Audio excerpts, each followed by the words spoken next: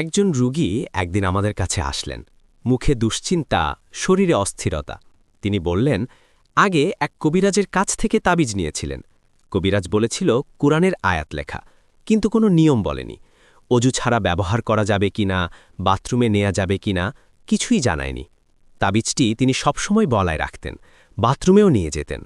কিছুদিন পর তার সমস্যা কমার বদলে আরও বেড়ে গেল। ঘুম নষ্ট, ভয়ঙ্কর স্বপ্ন, মাথা ভারী লাগে, রাগ বেড়ে গেছে। তিনি ভাবলেন হয়তো জাদু খুব শক্ত ছিল।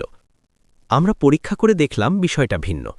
তাবিজে কুরআনের আয়াতের সাথে সাথে জাদুর সংখ্যা আর অচেনা চিহ্ন লেখা ছিল।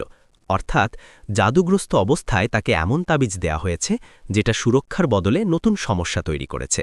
এক জাদুর উপর আরেক জাদু যোগ হয়েছে, ফলাফল ডাবল সমস্যায় আক্রান্ত। এখানেই মূল কথা। কোরআনের আয়াত লেখা হলে তার আদব আছে। অজু অবস্থায় ব্যবহার, অপবিত্র স্থানে না নেয়া, সম্মান রক্ষা করা। যারা সত্যিকারের কোরআনী আমল দেয় তারা এই নিয়মগুলো পরিষ্কার করে বলে দেয়।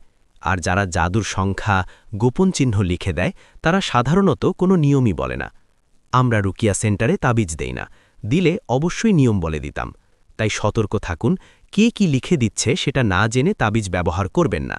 চিকিৎসার নামে যেন নতুন বিপদ ডেকে না আনি।